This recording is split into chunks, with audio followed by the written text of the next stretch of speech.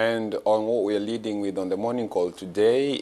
a été décrite comme la pire offensive perpétrée cette année dans cette région. L'attaque menée par des rebelles ADF contre des civils dans la localité de Beni en République démocratique du Congo. D'après le porte-parole de l'armée dans cette région, Mark Azukai, l'attaque qui a fait 36 morts a été perpétrée en représailles aux opérations menées par les militaires pour éradiquer la milice islamiste. Et puis Robert, un deuil national a été proclamé après cette tuerie qui a provoqué la colère de la population qui estime qu'elle n'est pas protégée. Il pourrait en effet s'agir du plus gros massacre depuis 2 ans dans cette ville et sa périphérie après une succession d'attaques qui ont déjà fait plusieurs centaines de morts, même 2000 selon certaines organisations des droits de l'homme. Avec nous en ligne pour en discuter, Bob Kabamba, professeur de sciences politiques à l'Université de Liège en Belgique et spécialiste de l'Afrique centrale. Monsieur Kabamba, bonjour. Comment interpréter cette reprise de violence dans la région quelques jours après une visite du président Joseph Kabila?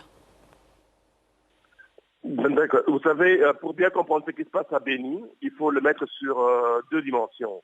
Dans un premier temps, dans une dimension nationale, c'est-à-dire que Beni focalise depuis quand même quelque temps des tensions, notamment entre les communautés des Nandés, tensions liées au fait qu'avec une dimension politique découlant de la candidature et de la posture de Moussa Nyamouti, qui était un ancien président de la République, qui a été l'ancien partisan de Kabila, qui ne l'est plus, et qui est réfugié en Afrique du Sud. Et de ce fait, il y a cette opposition entre les communautés landais et qui débouche par moments sur des conflits et sur de la violence.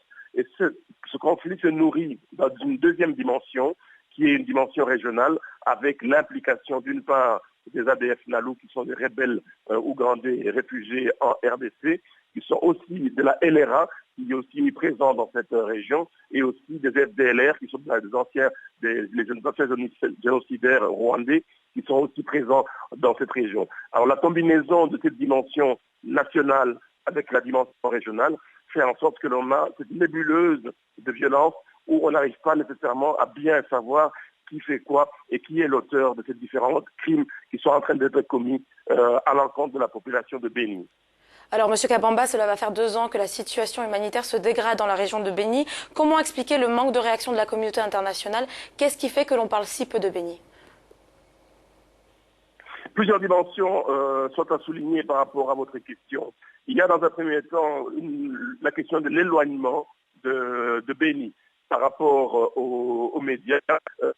Beni n'est pas Goma. Goma est tout proche du Rwanda et nous connaissons tous l'actualité rwandaise avec le passé historique du Rwanda avec les génocides. Fait en sorte que lorsque l'on aborde ces questions-là à Goma, tout de suite, tous les médias internationaux sont alertés. Mais lorsque l'on parle de Beni, bien entendu, Beni est assez loin de Goma et il n'y a pas la même dimension ethnique ni une connotation génocidaire que l'on peut essayer de mettre en herberge. Donc tout ça fait en sorte qu'il n'y a pas beaucoup d'engouement au niveau international. D'autre part, il y a aussi une autre dimension qui concerne la MONUSCO. La MONUSCO est largement présente dans la région de Goma, Rutshuru, Masisi, etc. pour les raisons que j'ai évoquées tout à l'heure. Elle est moins présente dans la région nord Kivu. Et cela aussi indique que le fait que la MONUSCO ne réagit pas nécessairement à bon escient à chaque fois qu'il y a ces massacres, puisque la société civile indique à plusieurs reprises qu'elle a essayé d'alerter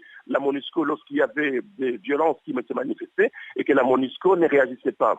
Et là aussi, c'est lié à la présence de certaines troupes qui sont dans le Grand Nord et qui ne sont pas habilitées à pouvoir s'attaquer à ces groupes armés.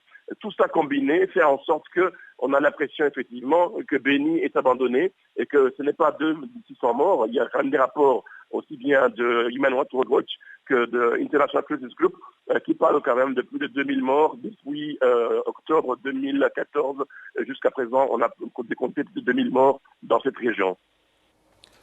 Voilà, c'était Bob Kabamba, politologue à Liège en Belgique. Merci pour cette contribution.